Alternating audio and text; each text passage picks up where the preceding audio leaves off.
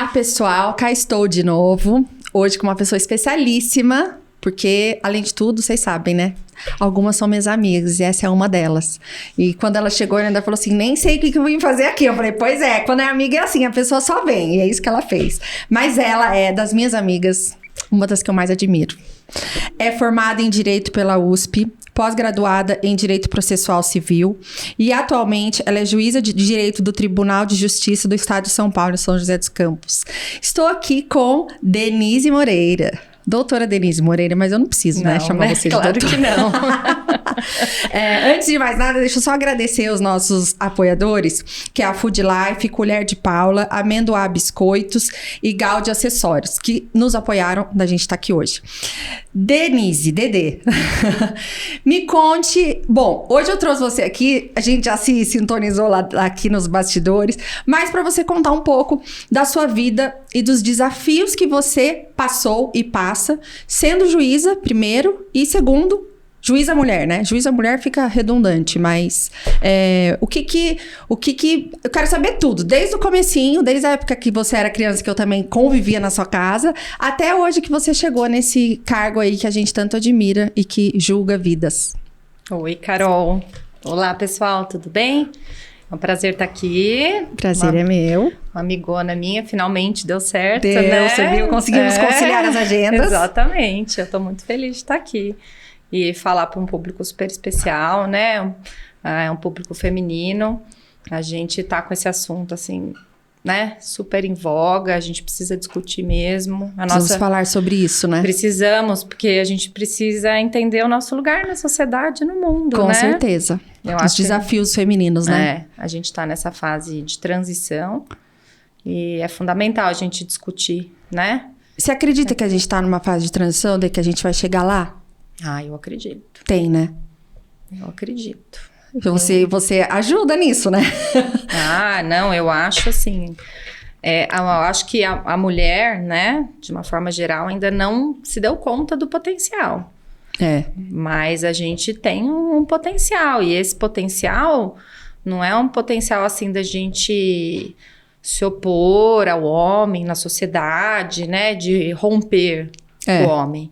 Mas sim de definir um novo papel de harmonia, né? Na sociedade, relações mais harmônicas, de parceria, né? E não relações de subordinação. Mas, Odê, você acredita que a nossa sociedade é uma sociedade machista, mas você acredita que a gente, mulher, também tem a nossa responsabilidade nessa sociedade machista que você falou aqui nos bastidores, que a mãe que cria? Com certeza. Né? E não assim, não para apontar o dedo ou culpar ninguém, mas a nossa cultura, né, vem uma cultura de várias gerações é uma cultura machista. Então as mulheres que nos criaram foram criadas por mulheres também machistas. Então é difícil, né? Vai passando de geração em geração. Então a gente percebe. Eu tenho irmão homem e eu percebo uma diferença de criação nítida, né? Só que é uma diferença que se você não tem consciência, não percebe. Então, assim, a minha mãe, eu tenho certeza que ela acha que é tudo igual, mas você sabe que não, porque você não é? Não é. Então, é diferente. Eu acho que, assim, quem é mãe de menino como nós somos, o nosso papel é super importante. Super. Super. Para quê? Para educar nossos filhos, para que respeitem e vejam a mulher de uma forma diferente, né? Vejam a mulher como uma parceira de vida, seja uma parceira amorosa, mas assim, parceiro, um igual. Né? Eu acho que por a gente ter filhos, né, meninos, a gente consegue ter até uma visão. Outro dia eu tava pensando, falei, será que se eu tivesse menino e menina, eu ia criar os dois igual? Eu me questiono ainda, não deveria. Hoje, na atual conjuntura, eu deveria pensar, lógico que eu ia criar os dois igual, mas eu não sei. Isso quer dizer o quê? Que mesmo eu defendendo tanto as mulheres, nós, né? Porque se a gente que é mulher não defender a gente, né? Quem que vai defender? Eu me questiono porque eu falo assim, a criação é diferente. E eu não acho que tem que ser igual, sabia? Eu penso que assim, muitas pessoas não, homem é igual a mulher. Não é. Eu acho que precisa ter os mesmos direitos. Eu ensino muito isso para os meninos meus, né? De como cuidar não só de mulher, mas cuidar das pessoas como um todo. E não, olha, a mulher precisa ser cuidada. Precisa, o homem também. Mas eu acho que a gente precisa também ter entender que a gente tá num momento de vida que os homens também não estão acostumando com a nossa nova versão de mulher, né? Por isso que eu acho que a gente tá no olho do furacão. Tá tudo meio desregulado. Você não sente isso? Não, é exatamente isso. Eu acho que a nossa geração é uma geração, assim, que tá no meio dessa transição. Porque eu já vejo, né, assim, não só no judiciário, mas, enfim, também conversando com as pessoas, que as gerações, assim, dos 20 aos 30... já estão vindo com uma mentalidade diferente. E eu não defendo esse negócio de que de questão de mulher é igual a homem. Não, tô falando de questão de direitos. Sim. E de posicionamento na sociedade mesmo. Mas não que a gente tem que rasgar a sutiã, andar todo mundo. Não é nada a ver.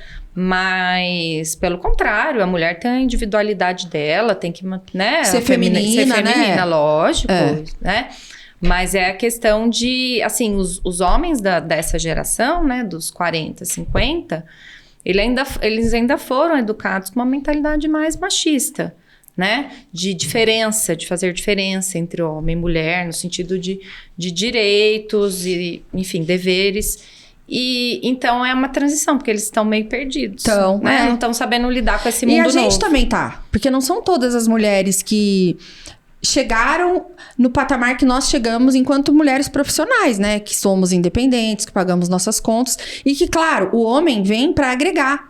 É aquela coisa de não ser dependente do homem emocionalmente, financeiramente. E o homem está acostumado à mulher dependente, à mulher mais submissa. E isso tá no inconsciente coletivo, né? Sem dúvida. E é por isso que aumentou demais a violência contra a mulher doméstica. Justamente porque a mulher quer ter voz na relação, né? E os homens ainda têm dificuldade de aceitar isso. Eles querem uma mulher mais submissa, dependente emocionalmente, financeiramente. E a mulher começou a entender que o papel dela é um pouco diferente. Então, eu vejo esse conflito. E isso independe de classe social, tá? Em todas as classes sociais. E você vê isso aumentando drasticamente. Aumentando demais. A pandemia, então, foi assustador. Sério, Dê? Foi. Agora, os homens batendo nas mulheres. Sim. Por não aceitarem término de relacionamento. Batendo é o mínimo, né? Por não aceitarem término de relacionamento. Por não, né? Porque o homem tem a força bruta, né? Não adianta, gente. A força física. Isso a gente nunca vai prevalecer mudar nesse ponto. É por isso que eu digo que não são iguais. O homem tem a força... A mulher tem um hormônio, né? Tem a TPM. O homem tem a força bruta. Enfim, são diferentes, biologicamente diferentes. Mas em termos de direito, né? Eu brinco assim, às vezes eu converso com os homens falam, mas acho que vocês fazem muito drama. Eu falo, porque você não é mulher. Se você fosse, eu falei, alguma vez você já pensou em que roupa que você vai numa reunião? Qualquer? Porque às vezes eu tenho que pensar que roupa eu vou. Não, esse aqui tá muito decotado, deixa eu pôr mais pra cima. Não. Então, eu falei, é um exemplo bobo. Ou assim, você já teve medo de sair na rua e ser estuprado? Não, nunca teve, né? Eles podem ter medo de ser assaltado, mas estuprado, o meu medo sempre foi de estupro. Muito mais que de assalto. Então, é algo que a gente, mulher, vive dia a dia. E por isso que eu digo, se eu tivesse uma filha, eu acho que eu não criaria ela igual o menino. Eu acho que você acaba criando um menino realmente mais solto pra ele. E aí, a menina, você fica mais preocupado, porque é mais preocupante você ter colocar no mundo uma mulher, né? Porque ela tem as fragilidades dela enquanto mulher, que o homem não tem. Então, eu acho que a dificuldade tá nisso. Tá nesse momento da gente assumir o nosso lugar na sociedade. E aí, a gente, tipo, mulheres como nós, acaba sendo referência de mulheres que não são como nós, mas que gostariam, porque hoje a gente tem a rede social, né? Que fica muito mais fácil. Sim. Antes a gente via que, eu via Vera Fischer, eu via Suzana Vieira e tal. Hoje, a gente acompanha a vida de todo mundo. Pode ser um faz de conta, mas a gente acompanha algumas, né? E o homem também tá assim, gente, mas o que tá acontecendo? Né? Que essa mulherada tá tudo assim. Falando nisso, você sente dificuldade em relacionamento? Quando você diz, eu sou juíza? Ah, sem dúvida. Eles têm o quê? Um pouco de medo? Opa, essa mulher aí essa é empoderada. Eu já escutei uma vez, uma amiga minha queria apresentar um amigo, ele soube que eu era juiz, ele, Deus me livre, vai mandar me prender, não sei de onde a pessoa tira. Você tem o poder de prender alguém, né? Assim, ó, vou prender. Falei, mas esse também não quero, né? Ah, Deus me livre, né? Tô com medo, não quero não. Mas, sem dúvida, justamente porque eu vejo, assim, que, né, a nossa faixa etária é uma faixa etária de bastante transição, né? Então, tem muita dificuldade de aceitar, né, uma mulher que tem, enfim, um cargo, um poder, esse tipo de coisa. Assim como a gente ainda também, nós fomos criados por uma sociedade um pouco mais machista, né? Também. Sim. Então, a gente tem um lado machista que tá intrínseco na gente, mas volta e meia eu me pego. E às vezes, teve um dia que uma pessoa falou assim pra mim, nossa, que belezinha, né? O Guilherme ficar com as crianças assim, quando você vai viajar. Falei, belezinha do quê? Belezinha? Ai, nossa, eu acho, o meu ex não fica assim não. Eu falei, olha, então seu ex não faz o papel de pai, porque me desculpe, isso é obrigação, eu não acho belezinha. Eu acho que ele tem obrigação de ficar. Quando eu vou viajar, ele fez junto comigo o filho, gente. Eu concordo, mas não é como funciona. E pessoas como nós, amiga próxima, que belezinha. Ainda contei pro Guilherme, falei, Guilherme, tu falou belezinha que você ficar com a criança. O Guilherme não é machista. Aí o Guilherme falou, belezinha nada, não faço mais que obrigação, eu sou o pai. Eu falei, ainda bem que você pensa assim. O Guilherme é exceção da exceção, e você sabe disso. Ainda bem, sou abençoada. Sem dúvida. Eu vejo, assim, até no judiciário, esse preconceito de achar que o pai tem direito de ver a criança e não um dever com a criança. Gente, eu acho isso absurdo. Tem direito? Como assim? É só direito. Então, você acha que as leis que existem, algumas específicas para mulher, como Maria da Penha, entre outras, são bem colocadas? É necessário toda essa coisa, o foco na mulher? É necessário. Se não existisse, seria muito pior. É necessário, porque eu vejo desde a lei de 2006, né? É nova, né, gente? É, relativamente nova e precisou uma pessoa, né, sofrer uma violência absurda, ficar com deficiência física para que essa lei fosse aprovada. Mas a realidade aí fora é cruel, porque, assim, só que antes nem se denunciava. Né? Porque sofria muita ameaça? Não, mas culturalmente, em briga de marido e mulher, ninguém mete a colher. E até hoje é assim. Então, assim, por exemplo, teve uma lei, acho que do ano passado, porque aumentou demais a violência doméstica na pandemia, né? Foi um absurdo. Porque o povo começou a viver dentro de casa. Porque antes cada um ia pro seu lado e se via de noite e ficava mais fácil. Depois que todo mundo começou, né? Precisou ficar em isolamento social, foi um absurdo. E agora, separação também, né, Dê? Separação e violência. Mas o que acontece? O ano passado foi aprovada uma legislação em que o condomínio é obrigado a denunciar a violência doméstica. Se escuta. Por quê? Todo mundo escuta. E ninguém fala nada. Porque a gente pensa, assim, ainda tem aquela coisa assim, gente, mas se a mulher não tá reclamando, eu vou lá e me meter? Então, né? Só que sim, a maioria dos casos envolve inclusive criança, né? Gente. Porque dá barraco mesmo, né? Não, antes fosse só barraco, né, Carol? Tô falando de homicídio na frente de criança, coisa bem pesada. É que isso não é divulgado, infelizmente. Mas, assim, a violência tá tomando proporções justamente, como regra, é porque não aceita término de relacionamento. Apesar de ter traído, porque é um absurdo, né?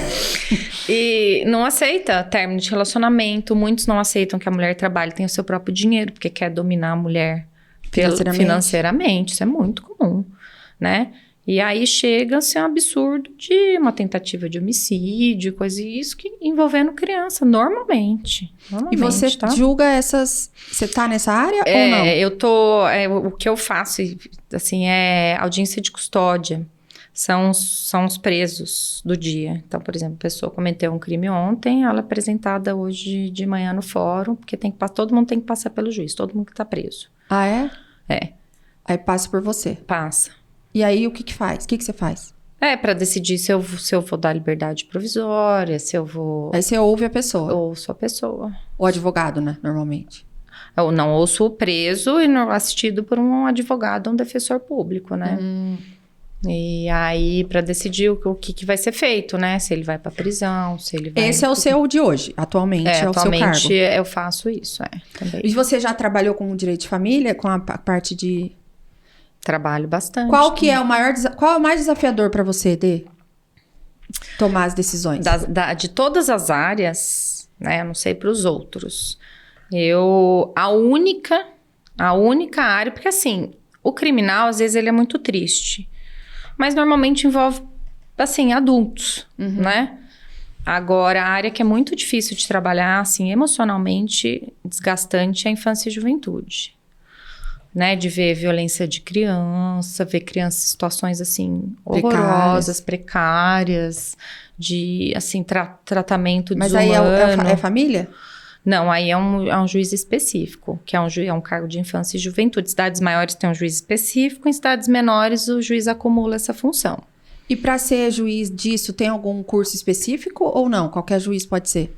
Não, qualquer juiz, conforme a gente vai se promovendo ou se removendo na carreira, aí a gente pode ir para essa área. Eu fui bastante tempo, fui 4 anos, eu trabalhei nessa área na Grande São Paulo, foi bem difícil. Nossa Senhora. Favela, né? E, assim, comunidades mais simples, situações absurdas, E né? tem alguma história que tenha te marcado mais? Tem várias, mas são muito pesadas. São, né? São. Acho que não vale a pena entrar nesse mérito aqui, né? Não. Meio Nelson Rodrigues, a vida como ela é, sabe? Imagino. A vida como ela é, bem, bem pesado. E o que mudou na sua vida depois que você entrou para ser juíza? Você começou a enxergar um mundo diferente, é óbvio, que você convive com coisas que eu não convivo, por exemplo, né? Pessoas normais, né? Não convivem. O que mudou na sua vida enquanto ser humano? Eu acho que a gente amadurece muito, né? Eu, assim, estudei em escola particular aqui a vida inteira. A gente vive meio que numa bolha, né? Não que não tenha... Os privilegiados, né? Que a gente pode se dizer. Exatamente. Mas assim, eu já tive um primeiro choque de realidade, porque eu estudei em universidade pública em São Paulo. A gente convive com todo tipo de gente. O pessoal que veio da escola pública já foi uma coisa muito legal. Porque a gente começa a abrir os olhos para outro tipo de realidade. Sai um pouco da bolha, né? Sai da Ainda bolha. mais sendo em Taubaté, né? Que é uma cidade pequena, que todo mundo se conhece, que é uma zona de segurança, né? Eu estudava no centro de São Paulo, né? No Largo São Francisco. Muito mendigo, muita gente muito necessitada, né? Assim, muita dificuldade social lá. Você enxerga daí realmente a desigualdade, né? Depois que eu passei no concurso, eu fiquei mais de 4 anos trabalhando na Grande São Paulo. Cidades, assim... Quantos anos você passou no concurso? Daí você se formou na USP? E daí? Eu advoguei 3 anos. Você gostou de advogar? Gostei, mas eu trabalhava numa área completamente diferente, que era direito empresarial, societário. Você gostava? Gostava, trabalhei em empresa multinacional, depois trabalhei no escritório de advocacia grande. Mas assim, bolha também, né? Totalmente assim... O mundo corporativo, né? Assim. Um mundo que você viveu a vida toda, né? Trabalhava pra caramba. E daí, por que você resolveu prestar concurso pra juiz? Você prestou outros também ou você queria juiz? Eu cheguei a prestar ao Ministério Público, mas o que eu queria era magistratura. O que eu mais prestei, assim, é magistratura. Porque, assim, não existe o concurso, você não presta para passar. Você presta até passar. Então, logo que eu decidi que eu ia prestar concurso, 1 mês depois eu já prestei um concurso. Obviamente, eu não passei da primeira fase, não tinha estudado absolutamente nada. Aí eu fui evoluindo e fui prestando alguns concursos, mesmo que eu não quisesse e tal, porque... Vai treinando. Vai treinando, é justamente isso. Mas o que eu queria mesmo era magistratura. Eu consegui o que eu queria, magistratura estadual. Mas você estudou quanto tempo para conseguir passar na prova? Eu estudei deu uns 2 anos. Quase 2 anos. E nesses 2 anos você trabalhava como advogada? Parou? Não. Eu no começo, quando eu decidi prestar, eu fiquei ainda alguns meses no escritório para terminar, né, as coisas que eu estava fazendo. E depois eu saí dedicação exclusiva, porque eu estudava mais de 12 horas por dia. Sério, Dê? Não tem como você não passar, assim, é quase enlouquecedor. O nível de conhecimento que você precisa ter. Constituição? Toda a legislação, jurisprudência. Tem que saber tudo. Doutrina. Doutrina são os livros, as teorias, né? De direito, enfim. Nossa, tem que gostar muito, Tem que né, gostar gente? muito. Você sempre gostou de estudar, né? Sempre. Vamos contar como é que eram os almoços na casa da Denise, gente. A gente era bem amiga, né? Eu era mais amiga do Vitor e as minhas irmãs eram amigas da Denise. E assim, na minha casa, meu pai não almoçava muito em casa. Então, o almoço na minha casa, a gente só falava besteiras quando não dava barraco entre as crianças. Porque imagina, tanto de crianças, 4 mulheres, mais minha mãe, mais... os almoços na casa da Denise, do Vitor, era sempre falando sobre o Jornal Nacional, as notícias, os livros que eles leem. Então, eles sempre foram os 3 muito inteligentes, né, Dê? E você acha que a criação que os seus pais te deram fizeram a diferença? Porque vocês gostavam... O que fazia vocês terem essa... Agora que a gente cresceu, né? Porque eu não fazia essa pergunta quando você era criança. Que nem eu entendia nada. Mas como é que era? Como é que era isso na sua casa? Não, os meus pais sempre gostaram muito de ler. Né? Os 2 fizeram faculdades, assim, difíceis. Sempre gostaram bastante de ler. E de viagem, sempre que a gente podia. A gente viajava bastante. Então, isso já abriu... a nossa cabeça, abriu né? a cabeça, né? Pro mundo aí fora, né? Assim... Para gostar de cultura, gostar de estudar, gostar de se interessar por leitura, saber, assim, né, de história. Eu sempre amei história. Eu sempre amei. Então, sabia tudo, né? Eu quero fazer uma viagem com você pra um desses lugares, porque assim, eu vou, às vezes, eu não sei nem do que se trata. Aí eu falei, gente, eu queria tanto fazer uma viagem com alguém inteligente que conte toda a história do negócio, sabe? Tipo, vai ali, aqui passou não sei o quê, aqui teve não sei... Eu acho muito, é verdade, eu acho muito legal. Eu estudava história pra passar na prova, então hoje eu gosto. Mas na época que eu tinha que saber, o Maurão, né, que era o professor, eu estudava, eu ia bem, mas assim, deletei da cabeça. Então eu ainda brinquei, assim, eu fui pra Fátima, né? Agora, em Portugal, gente, quem que eram esses 3 aí, esses 3 pastorzinhos? Minha mãe, você não sabe a história, Carolina? Eu não sei, gente, eu sou obrigada a saber a história de Fátima. Aí o Lucas falou pra mim assim, você tem que viajar com alguém culto. Eu falei, a Denise, a próxima viagem eu vou com a Denise, que a Denise é aquela pessoa que eu pergunto assim, ela vai contar desde o dia do nascimento do pastorzinho, vai saber a história do bicho inteira. Não é assim também, mas conta tudo pra mim. Eu adoro. Eu gostar, né, gente? Isso daí O Vitor também sempre gostou muito de arte. Eu não, gente. Eu fui naquele Louvre, eu não aguentava mais ver o Louvre. Teve uma amiga minha que só tirou uma foto lá na frente, só pra dizer que eu não... Não tem certo, não tem errado. Não tem, mas pessoa. Assim, é questão da pessoa.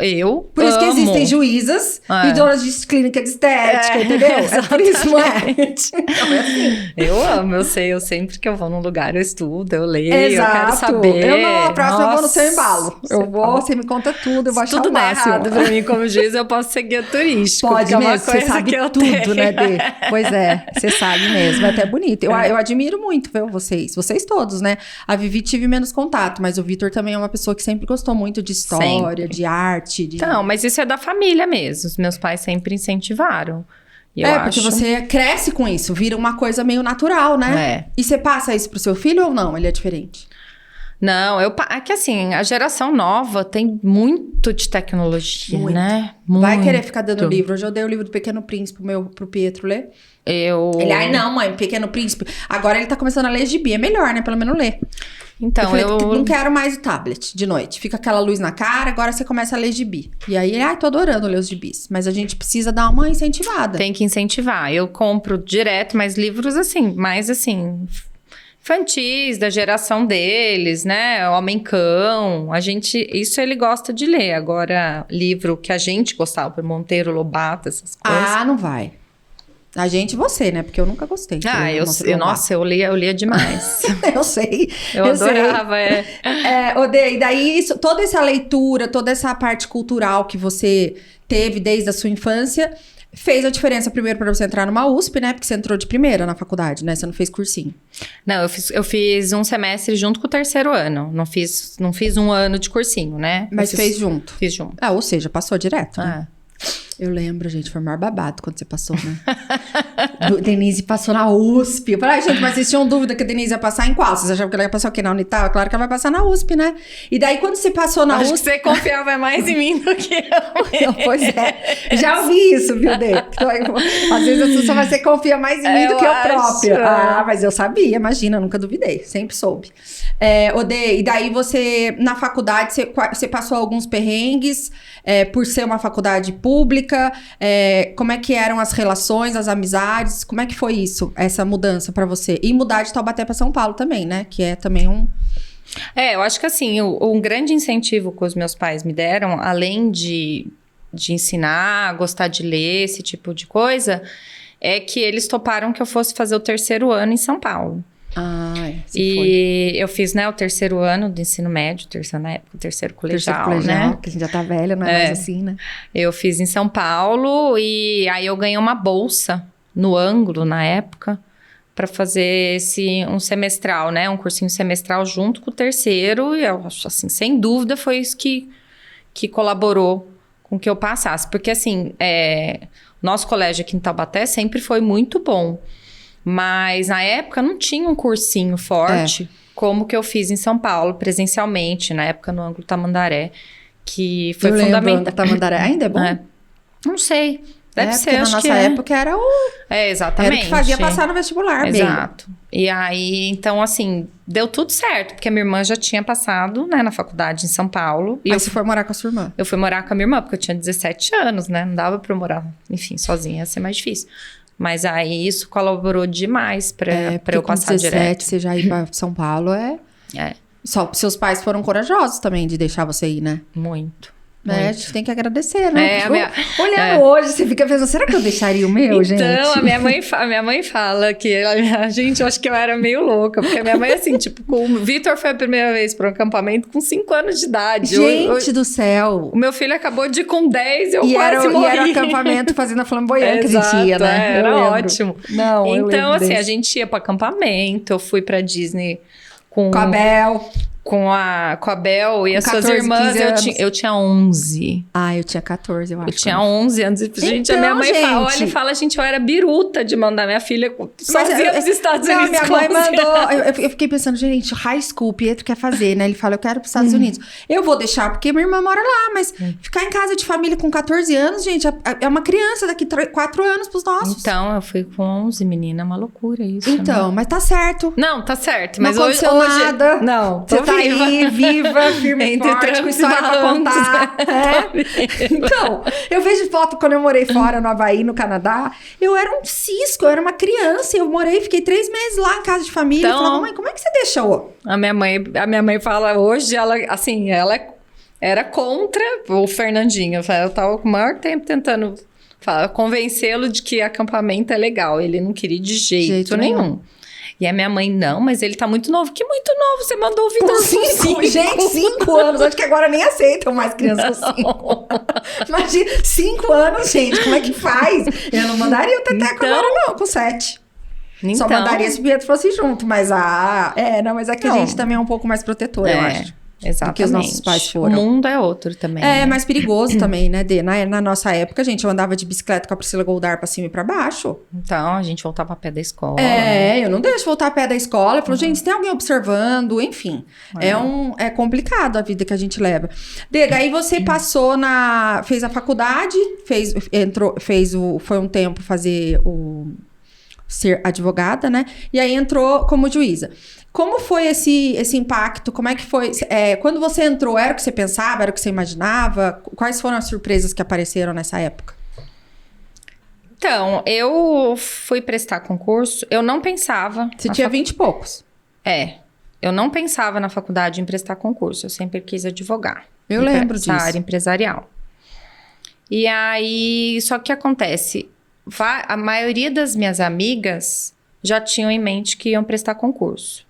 Então, enquanto elas saíram, a gente saiu da faculdade, elas foram para essa área de concurso. Começaram a estudar sem parar? Começaram a estudar e eu fui para escritório. Já estava em escritório, continuei, né? Empresa, escritório. Começou a ganhar dinheiro, né? E aí... Só que aí elas começaram tal a trabalhar juíza, promotora. A maioria da minha turma fez concurso público. E aí, depois a gente, né, comecei a conversar, entender a realidade delas e ver que talvez concurso fosse uma boa opção para mim por vários motivos. Que assim, eu fiz uma faculdade paga pelo público, né? Não existe de graça, não. Cidadãos brasileiros, né, do estado pagam imposto e pagam minha faculdade. E eu sentia que eu precisava retribuir isso de alguma forma. Ah, legal, visão, né? Para a sociedade. Sendo advogado de banco, como eu era, não via como eu pudesse Não tinha muito propósito. Não, assim, né, sem querer desmerecer, mas assim, não me via retribuindo isso para a sociedade. Não tem, realmente. Então, sempre tive essa questão social. Segundo, eu morei 16 anos em São Paulo e eu estava cansada de São Paulo. Só que a realidade de advogar... Lá é uma coisa que é outra. Lá é uma coisa que é outra. Eu era especialista em direito de telecomunicações, societário, é um detalhe. Só assim, é coisa assim que só tem em São Paulo. Então, e que ganha-se muito bem. Assim, o advogado do interior, ele é um advogado generalista. Né? E se ele resolver fazer isso, ele não ganha dinheiro, né? Se ele resolver ser o específico do específico do específico. Exatamente. Não tinha campo de trabalho na minha área, no interior. E eu decidi que eu não queria mais morar em São Paulo. E que eu tava cansada e tal. E aí, o terceiro, que assim... A realidade de escritório em São Paulo é uma realidade, assim que esgota no nível, assim, de tudo virar... em São Paulo, né? Virar noite, madrugada... Você não tem férias, você não tem fim de semana, você não tem nada. Ganha dinheiro? Ganha. Mas o preço é alto. Como tudo, né? Exato. E aí eu vi que não era aquilo. Se eu amasse, né? Ai, amo fazer isso. Exato. Só que assim, eu não amava. Era normal. Eu tava cansando, porque era muito especializado. Então, tudo que é muito especializado fica muito repetitivo. Você fica bambambam naquilo, mas chega uma hora que você não tem mais muito o que aprender. Exato. Aí, o que acontece? Eu acabei conversando com as minhas amigas, daí eu vi que talvez o concurso fosse uma boa, porque realmente eu ia, né, devolver para a sociedade, retribuir para a sociedade de alguma forma. Apesar de não ganhar tanto dinheiro como um escritório grande em São Paulo, também não é uma coisa assim que você não tem fim de semana, não tem noite, não tem, porque assim, no escritório não tinha vida. Era bem trabalhoso. E também de ter também ter a possibilidade de sair de São Paulo. Porque hoje, assim, eu posso optar. Eu poderia já estar em São Paulo há mais de 10 anos. Você está em São José, você pode pedir transferência. Pode. Por meio de concurso interno, abre as vagas. Mas assim, poderia estar em São Paulo faz uns 10 anos. Mas eu optei por não voltar. Então, aí tudo isso fez com que eu achasse que talvez... concurso fosse mais interessante. Também, lógico, tem a questão da estabilidade. Claro, uma segurança, né? Que é uma segurança. Eu acho que isso... O resto da vida, né? Pra mulher, é fundamental. Porque, assim, o mercado corporativo... É ingrato. Ele é ingrato pra mulher. É ingrato. Né? Ele é, muitas vezes, gratificante. Assim, essa é a minha visão, claro, né? Que eu tive lá. Ele é ingrato, porque, assim, a gente... Principalmente, né, depois que tem filho, a prioridade nossa muda. Você vai deixar de trabalhar, ser um bom profissional? Não. Não. Mas assim, eu não me via, por exemplo, hoje, voltando atrás, tendo filho e trabalhando no escritório. Porque você não ia ter vida, né? Seu filho ia ser criado por babá 24 horas por dia. Então, assim, né? São escolhas, né? Não, escolhas. Eu não gostaria disso. Mas aí, por todos esses motivos, eu comecei a achar que concurso seria interessante. Conversando com as minhas amigas. E aí eu resolvi arriscar, pedir as contas. E foi estudar. Fui estudar. Que competência que você teve, que você tem, né?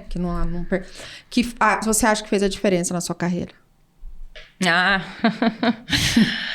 Olha, todo mundo, assim, gente, não é sorte, não é inteligência. Hoje existe sorte.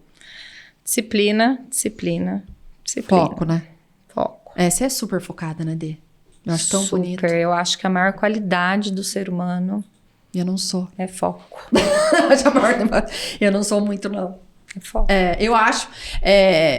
você sendo, por exemplo, eu fico imaginando, gente, se eu fosse juíza, eu acho que eu ia ser juíza, ia ter mais isso, mais isso, mais isso, mais aquilo, porque eu sou super da diversificação. E acaba que algumas pessoas me enxergam como uma pessoa sem foco. Mas com ela trabalha com cavalo, é da Milk Clean, clínica de estética. Como é que é isso? Coisa da associação do RH. Então, assim, é muito da minha personalidade. Eu me satisfaço fazendo. E assim, não é em todos que eu faço tudo, né? Porque senão eu não daria conta. Eu tenho pessoas que vão fazer as minhas ideias, porque eu sou muito da criatividade, da ideia, e você é muito mais do aprofundar, né? Então, por isso que tem que existir Carolinas e Denises na vida, né? Exato. E a gente tá aí, a gente amigas, se complementa, eu acho. A gente se dá super bem e a gente é super diferente uma da outra, né? Eu acho, são personalidades complementares, totalmente, né? Agora, assim, ter com o foco como qualidade, né, como característica, porque o foco às vezes também atrapalha, gente, viu? O excesso de foco porque atrapalha. Você acaba perdendo oportunidades que podem surgir. Exatamente. É tudo equilíbrio, né, Dê? Eu acho que eu peco mais pelo excesso, sabe?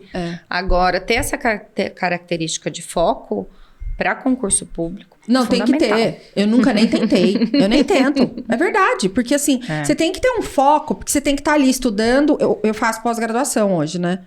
E é online. Gente, você não tem noção do quanto eu sofro pra conseguir assistir a aula inteira. Porque tem tanta coisa legal em volta de mim acontecendo enquanto a aula tá ali, e eu sei que ela tá ali que eu posso ver outra hora. Eu falei, eu não sirvo pra fazer online. Porque quando eu tô fora, eu sou focada. Se eu tô numa aula, eu sento na primeira fileira e lá eu fico, porque eu sei que se eu sentar atrás eu vou começar a bater papo. Então eu já, Carolina, você veio pra aprender? Foca. Mas eu tenho que pedir pra mim pra eu ter foco. Você já tem foco natural, gente. Então, mas eu tenho, mesmo assim, eu já fiz vários cursos online. É uma tendência. Mas não é igual. Não, até não é. Eu tenho muito foco, mas até eu disperso. Gente, porque o celular tá ali do lado, o filho vai lá e quer janta. O computador pra trabalhar, ser cheio de a coisa começa a apitar. Pra resolver. Nossa, difícil. Olha, eu... Mesmo com foco, você imagine eu. Mesmo com foco. Então, assim, quando as nossas crianças ficaram na aula online durante a pandemia, eu quase surtei. Não, passava assim. Primeiro eu quase surtei. Eu ficava até 10h30 da noite com ele fazendo tarefa, essas coisas. Mas depois eu falei, quer saber? Falei, gente, se eu não consigo, eu sou... Que o menino vai conseguir, gente? Você acha que uma criança de 10 anos vai conseguir? Com o tablet ali do lado, cheio de joguinho? Que nada, passava 5 minutos, ele tava correndo em volta da mesa com arco e flecha na mão. Gente. Não, o Bia ficava assim, o joguinho, mãe. Aí eu falei, termina a aula, depois você joga. Não adianta tirar. E tava ali, né? O tablet e o jogo estava dentro do tablet na aula. Eu falei, gente, é humanamente impossível isso pra uma criança de 7, 8 anos, gente. Não dá. Ainda bem que saiu. Exato. Daí eu falei, gente, vamos carregar do jeito que dá, mas exigir da criança um foco. Eu falei, a gente já tem dificuldade. Nossa, não dá. Dê, você agora... Daí você... de todos os... Voltando lá pra parte de você ser juíza. Já existiu algum preconceito por você ser mulher? Então, assim, de tudo que a gente já conversou, né? A sociedade, ela é machista. Eu não me lembro de nenhum episódio de eu ter sido discriminada por ser mulher, porque eu acho que eu também não dou abertura pra isso. Isso é séria, né? Não é questão de ser séria, é questão que, assim, a gente tava até conversando, né, antes de iniciar a gravação, eu penso o seguinte, poxa, eu e todas as mulheres, né, que passaram um concurso ou que têm uma profissão, nós somos tão capacitadas quanto os homens que estão ali, os nossos pares, né? Até porque vocês passaram por um concurso, Exatamente. Então, assim, eu não me sinto menos. Que ótimo, né, por ser mulher, claro, eu acho. Mas você precisa provar? Você acha que você precisa sair provando a sua competência? Você sente isso? Ou é uma coisa super natural pra você? Então, eu nunca tinha pensado nisso, até escutar recentemente um estudo que foi feito, acredito que pela nossa associação, né, dos magistrados brasileiros, de que as decisões e sentenças dadas por juízas mulheres são muito mais questionadas, né, são muito mais objeto de recurso nos tribunais do que as decisões e sentenças de juízes homens. Sério, Dê? Isso demonstra Que as pessoas não confiam tanto na mulher, né? Assim, é que... Exatamente. Que assim, que não confia tanto e que não aceita E tanto a mulher uma decisão hoje da mulher. Você tem noção da porcentagem de mulheres e homens que tem? Olha, eu acho, no tribunal, o número que eu sabia era tão absurdo. No tribunal, que são os juízes mais antigos, parece que acho que 10 ou 12% só eram desembargadoras. Pouco, né, só que já, assim, nos últimos... faz 14 anos que eu passei no concurso. Acho que nos últimos 20 anos. Eu acho que praticamente metade dos aprovados são mulheres. Então, isso melhorou. Super. Então, isso assim... O primeiro grau, né? Que são juízes, né? Que ficam nas cidades. Já está bastante equilibrado. Mas então, a sua época você teve que conviver com muito mais homem. Quando você entra num tribunal, a maioria é homem, minoria os mais mulher. velhos. A maioria é homem. Do pessoal que E passou entre antes de eles, mim. existe um respeito mútuo. Sempre. Entre vocês. Mas acredito que sim. Nossa, sim. Eu acho que é porque também tem a coisa do concurso, né, Dê? Ninguém tá lá porque tá. Que nem você pega, às vezes existe muito a discriminação. Tá lá porque passou no teste de sofá, um exemplo, né? Ninguém que tá lá passou em teste de sofá nenhum como mulher, graças a Deus, né? Então não precisa provar nada pra ninguém, né? Coisa que nas empresas, que a gente já escutou aqui em várias conversas das mulheres reclamarem disso, de não ser vista pela competência. Mas, também é o que ela fez. Só tá ali porque fez tal coisa. E... Nos concursos públicos não tem muito o que questionar. É inquestionável, né? Passei na prova, tô aqui, acabou. Não tem muito... Nesse ponto, assim, eu não sei a realidade de outros... das outras pessoas, né? Das outras pessoas e dos outros estados. Mas, assim, o tribunal aqui de São Paulo é extremamente sério. Respeitador. Que totalmente. Ótimo, né? Eu acho que... vem há muitos anos, eu acho que até, você vê, eu fiz as contas, né? Eu prestei concurso já faz 15. Bastante há tempo. 20 ou mais anos que a diversidade e a inclusão da mulher, não por ser mulher, mas pela competência, né? Eu acho assim, eu fico Deixa pensando... eu só falar uma coisinha, chegou um lanchinho pra vocês aí, Comida. Que a gente comida. come. A Carol ela não pode Se eu ficar for muito comer em tempo. todos, eu tô ferrada. Olha a cara desse brownie, Meu gente. Deus, que medo. É light? Não tem cara, né, Carol? O brownie de onde? Só pra fazer as honras da casa. Food Life? A fruta da... A frutinha é do Clube do Snack, né? do snack e a... Agora essa frutinha. E o brigadeiro é da colher de Paula. É isso? Dê, pode comer se você quiser. Tá, daqui a pouquinho. Eu fico pensando, todas as vezes que eu saio com você, eu fico pensando assim, gente, que responsabilidade ser juíza, né? Porque às vezes eu olho a minha vida. Às vezes, agora que eu comecei a trabalhar com os cavalos, vem uma pessoa trabalhar um tema. Eu não trabalho ainda, mas eu acompanho, né? As pessoas que estão trabalhando com isso, assisto. E a gente já impacta tanto na vida dessa pessoa com um trabalho mais simples, assim. Você mexe com a vida do ser humano, da família, de tudo, né? Eu acho que é uma profissão de muita coragem. Porque como é que você dorme à noite, assim? É tranquilo pra você? A pergunta é tranquilo? Tá sossegado? Então, assim, normalmente porque eu faço Tá trabalho acostumada, né, conforme a também. minha consciência. Mas, assim, é o que eu te falei. Tem áreas que a gente trabalha que afetam mais o emocional. Então, é impossível. Por exemplo, você pega uma criança numa situação de violência horrorosa, né? Ou de violência sexual, é óbvio, né? Depois que você escutar essa criança, é óbvio que você não fecha a porta e dorme, esquece que ela existe, pelo amor de Porque Deus, é um ser humano, né, ser gente? humano. É muito difícil. Olha, a coisa que eu mais, assim, emocionalmente difícil são crimes sexuais contra crianças. Ai, menina. E tirar filho de mãe. Ai, pois é, né? É super difícil, Carol. É porque você é mãe também, né? É uma decisão que olha, é super, mesmo depois de tanto tempo de carreira, hoje eu não tô na infância. Mas já trabalhei muito tempo nessa área. E mesmo depois de tanto tempo de carreira, é uma coisa que dói. E dá pra falar que você não quer trabalhar nessa área, Dê? Então, o que acontece? A gente vai em evoluindo na carreira por concurso interno. Então, assim, eu já tive cargos que tinham a competência da infância e juventude. Qual que é a dificuldade? A dificuldade, assim, é problema social e problema insolúvel, muitas vezes. Né? Droga, Você sabe que não vai ter conserto. álcool, violência. Então, assim, a gente fica frustrada e fazendo, assim, um papel, assim, que na verdade não é muito do juiz, que é um papel de assistência social mesmo, né? A gente tenta de tudo. Por exemplo, uma mãe sair da droga e ela não perdeu o filho, mas nem sempre isso acontece. Então, é bem frustrante mesmo. Porque para uma mãe perder um filho, ela tem que ser drogada ou louca, né? Normalmente.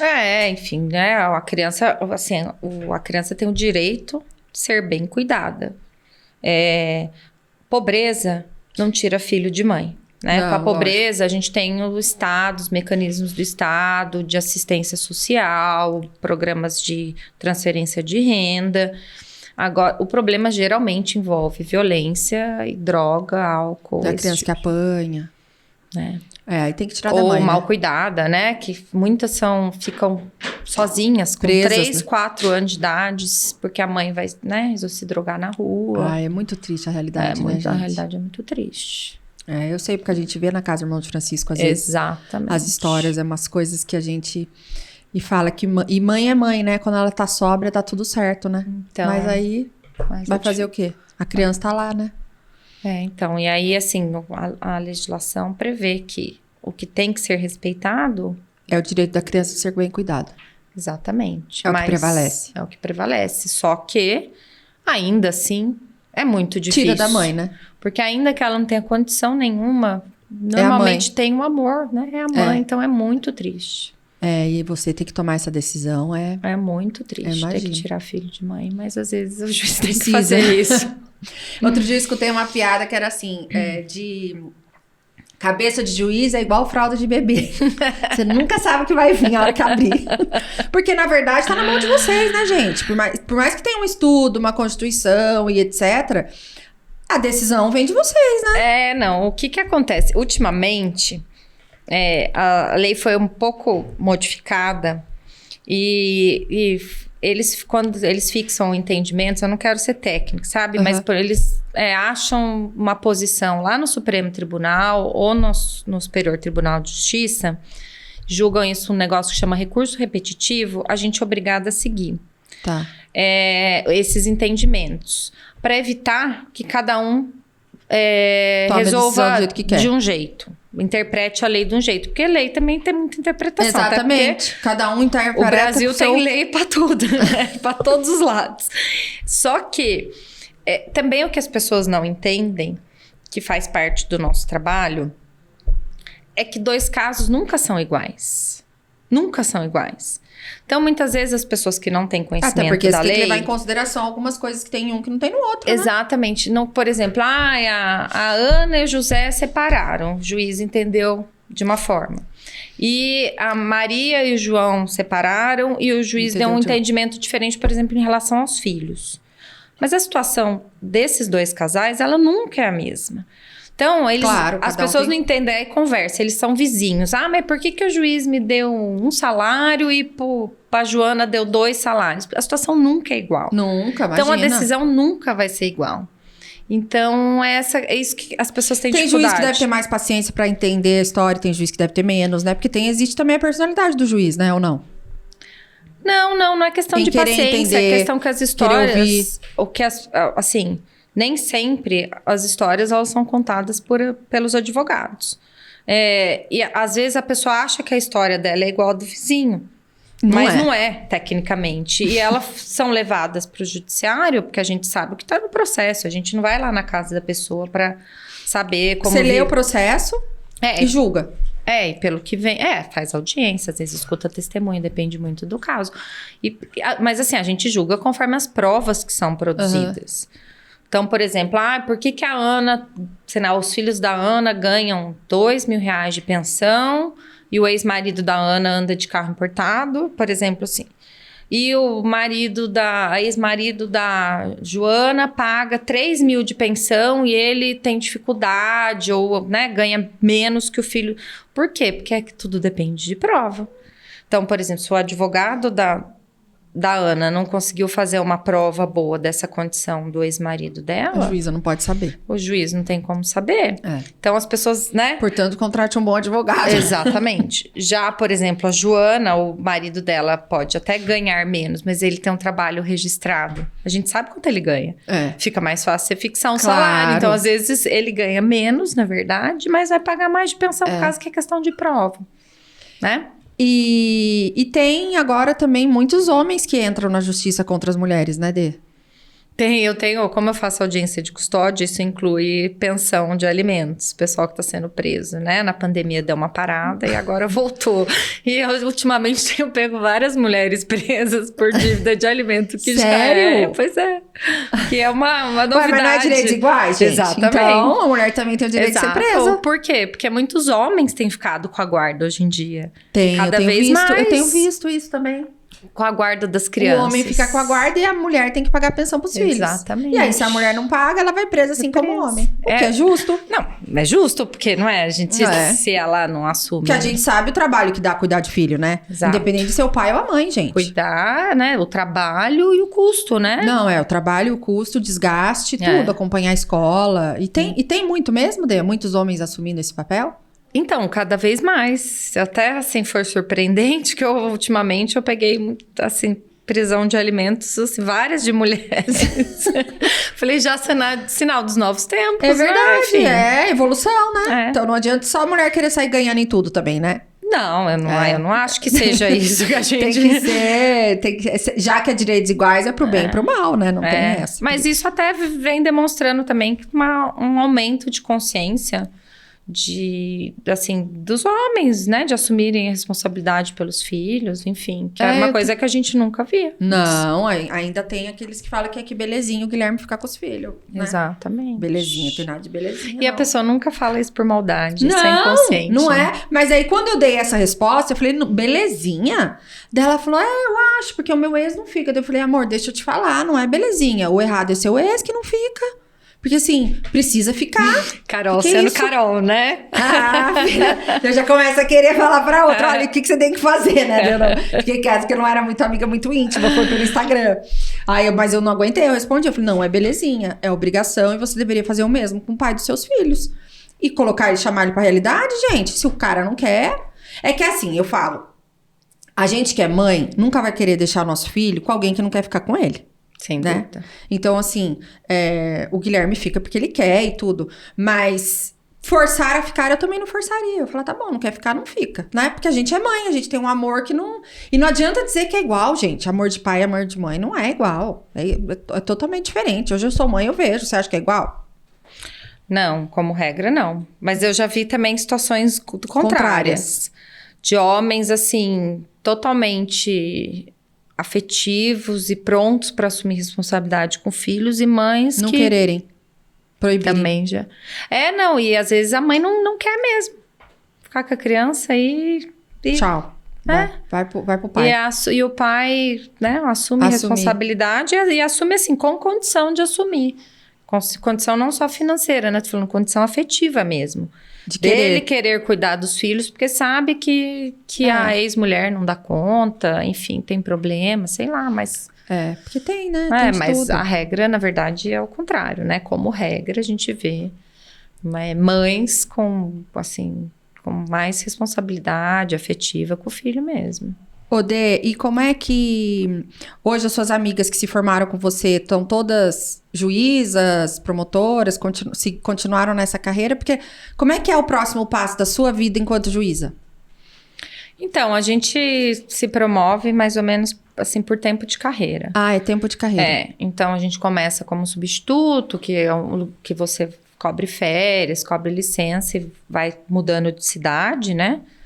E depois a gente começa trabalhando numa cidade pequena, depois vai para uma cidade média, depois vai para uma cidade maior. Isso se a gente quiser, porque a gente, se quiser, por exemplo, se eu quiser passar a vida na cidade pequena... E em Taubaté, você pode? Em Taubaté ou em qualquer outra cidade eu poderia. A cidade que você escolher. Aí, atualmente, eu tô em São José dos Campos.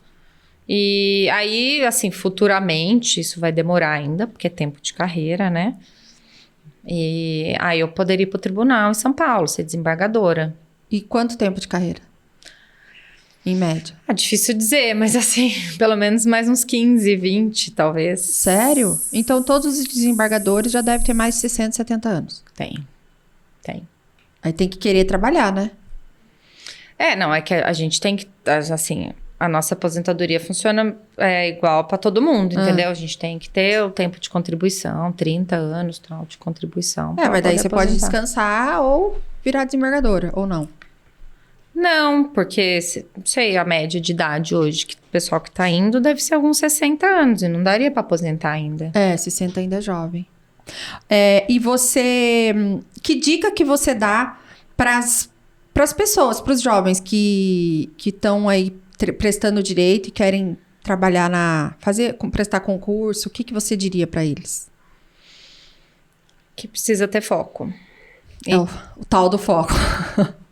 Muito foco. Eu acho que acima, eu fiz a faculdade X, não estudei na USP como você. Não tem problema. Porque o direito, acho que tem áreas que faz, assim, a faculdade conta muito. Principalmente essas áreas que tem uma parte mais prática, né? Talvez medicina, área, né? A área de... Direito é mais técnico, né? Mais teórico, mais leitura. Tá no livro. Tá no livro, tá na internet. Estudar. Eu estudo, como diz minha mãe, eu estudo, tu estudas, ele estuda. Exatamente. Conjugar o verbo é estudar. Então, eu acho que, assim, eu tenho muitos colegas que fizeram faculdade em Taubaté, em Lorena, na Univap, em São José, né? Os colegas aqui e prestaram o concurso, passaram. Focaram, então, né? Focaram. Odê, eu esqueci de perguntar isso antes da gente terminar. Existe algum apoio, algum suporte emocional, psicológico para juízes? Deveria, mas não, assim, Não? na prática, não. Até tem, assim, mais para funcionário, existe um setor psicotécnico Porque às vezes pode dar uma pirada, né, gente? E aí você busca por conta própria. Por conta própria. Eu faço terapia, eu acho super importante, porque a terapia ajuda a gente a digerir certas eu imagino. certas coisas, porque né? é muita responsabilidade mesmo, gente. Julgar a família de um ser humano. Imagina se for decretar uma prisão pra alguém que, de repente, não foi preso injustamente. Porque, não sabe? Não sei. A minha visão é de filme, né? É filme americano isso, né? Filme americano. Não que não exista prisões injustas, óbvio que existe. Mas assim, a gente só decreta prisão... Com muitas provas. Com prova boa, né? Se a pessoa é condenada ou não, isso não... Porque eu não posso dizer porque ela vai ser processada e ouvidas as testemunhas. Mas assim... A gente não decreta a prisão sem provas boas, né? Porque você tá mexendo na vida do ser humano. Exatamente. Então, assim, antes de decretar qualquer tipo de prisão, eu leio as provas e vejo o que tem no embasamento. Processo. Exatamente. Mas ainda assim, existe uma questão que pode acontecer, que é falha humana, né, gente? Humano, lógico. Porque... A gente também é ser humano. Exatamente. Então, é aí que tá a tal da culpa, né? Que pode vir a acontecer. E daí, qual que é o suporte que se dá a um juiz que, de repente, errou, né? Porque pode pirar a cabeça da pessoa. Primeiro a gente tem que entender que a gente é ser humano. Que a gente também está sujeito a erro. Provavelmente, eu já cometi... Sim, erros na carreira, nós. às vezes eu nem sei, mas eu já cometi. Porque... médico erra, gente, não é? É mais ou menos todo isso. É ser humano, né? A gente não é computador, mas assim... E obviamente, se descobre você cometeu um erro, é lógico que a primeira coisa que você vai fazer é reparar aquele erro, né? Exatamente. Mas, assim, a questão da culpa, eu acho assim, é o meu papel. O Estado... Você tá lá pra isso. O Estado, né? A sociedade precisa de médicos, psicólogos, de tudo. Designers, arquitetos, não importa. Cada um faz seu papel. E juízes. Então, é o meu papel. Da sociedade. Pra isso. Exatamente. Porque assim, você imagina... Todo mundo reclama, né? O poder judiciário, às vezes é lento mesmo, porque o volume é absurdo. E o serviço ainda é manual. É artesanal. Artesanal. Um por um, porque cada caso é diferente, eu já expliquei aqui, né? Então, só que assim, imagina a gente sem um judiciário. Nossa senhora, tava tudo perdido. todo mundo ia ter que fazer justiça com as próprias mãos. Nossa. Aí a gente volta pra antiguidade, pra Idade Média, entendeu? Exatamente. Então, assim, lógico. São peças-chave na sociedade, né? Como todo mundo, É. né? Então, acho que todo mundo está trabalhando para colaborar para a evolução e o judiciário, inclusive. Eu quando... Faz 14 anos que eu trabalho. E quando eu entrei, era tudo físico no papel. Era uma loucura. Pilhas e pilhas que iam até o teto, assim, de Nossa processo. Senhora. E a gente enchia o porta-mala fim de semana para trabalhar. Gente, já enchia o pensou? porta-mala. Hoje é tudo digital. Se eu estiver no Japão, Você consegue... eu consigo fazer audiência, eu consigo... Não tem peso de papelada pra levar, né? Não, Perder. E ao mesmo tempo, assim, antes eu lembro, sei lá, eu tava em Campos do Jordão, fui titular lá. E tinha muito processo, assim, de pessoal que contratava advogado em São Paulo, gente de bom poder aquisitivo. Aí o advogado de São Paulo ia desbancava lá em Campos do Jordão Pra pegar um papel. para pegar um papel e para despachar comigo, falar comigo, algum caso mais difícil e tal. Hoje em dia, ele tá lá na casa dele em São Paulo, ele pede um atendimento com o juiz, daqui meia hora eu tô falando com ele via... E é assim mesmo, Deu? O É. advogado pode ter acesso ao juiz a qualquer hora? Pode. Abrindo No horário de expediente, mesmo assim, a gente Abrindo um faz plantão. chamado. Eu preciso despachar com o juiz, a gente marca uma hora, hoje em dia a gente usa aquela ferramenta do Microsoft Teams e atende no mesmo dia. Então, ele tá lá em São Paulo, né? E eu, às vezes, estou no fora, a gente tá revezando home office com presencial. Mas não importa onde. Então, você pode antes fazer. ele gastava um dia inteiro para ir lá conversar comigo em Campos. Agora, em meia hora, ele resolve. Agora, em meia hora, ele resolve. Ele pode estar na casa dele, no escritório, nos Estados Unidos, sei lá, ele vai lá e resolve. Então, assim, As isso a coisas estão pandemia melhorando. trouxe. Muito, né? E foi a pandemia, Dê, que trouxe? Foi. Agilizou. Foi porque, assim, o judiciário é muito conservador, É. né? Nós somos, assim, um órgão bastante conservador. Então, tinha-se muita resistência. Imagina, era impensável antes da pandemia um home office do juiz, quando, na verdade, a gente trabalha na frente do computador. Então, não importa onde a gente, né? E hoje você faz audiência Online. online.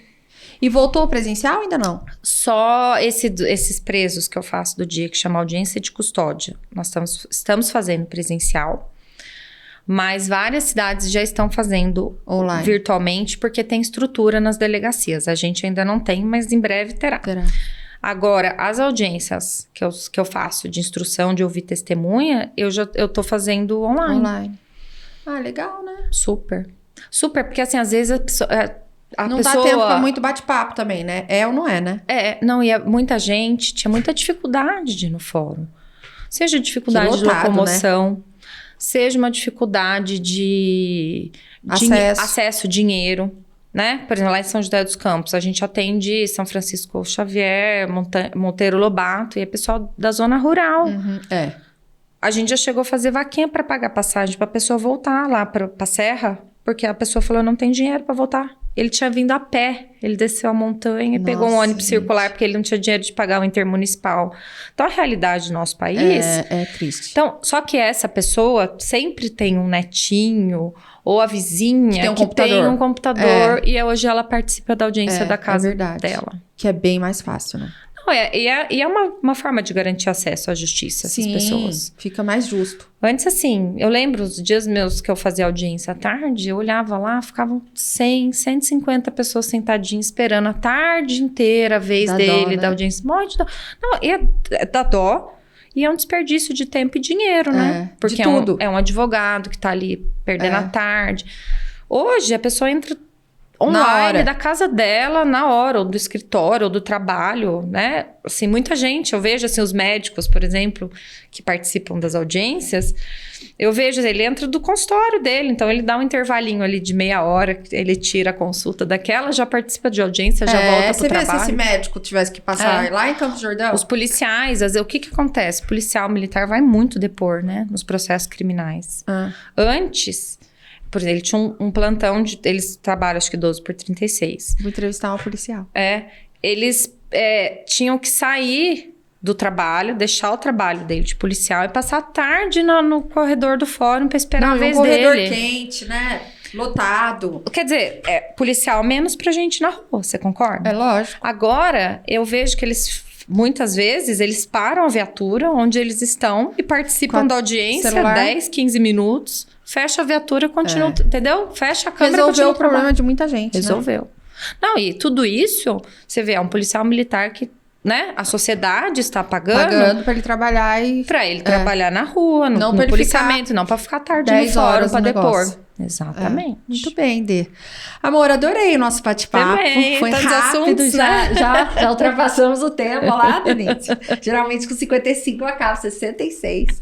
Foi um prazer, Dê. Adoro Prazer conversar foi com você meu sobre esses também, assuntos. querida, adoro. E eu fico super feliz de conseguir levar um pouquinho do que é a vida de uma juíza, né? Que a gente não tem noção, né? Assim, a visão que a gente tem é de filme americano, que é completamente diferente. Totalmente daqui do nosso. diferente, Tem presentinho pra ela, né? Ai, que delícia. O seu presentinho da Semijoia. Ai, A obrigada, pulseira ó, que você já tá Galdinho, usando. adorei. A pulseira eu já tô usando, gente, maravilhosa, linda. viu? Muito Dê, legal. obrigada. Pessoal, espero que vocês tenham gostado. Foi um prazer aqui estar com a Denise, estar com vocês. Eu adorei, espero que vocês também tenham gostado. E a semana que vem tem mais. Um beijo.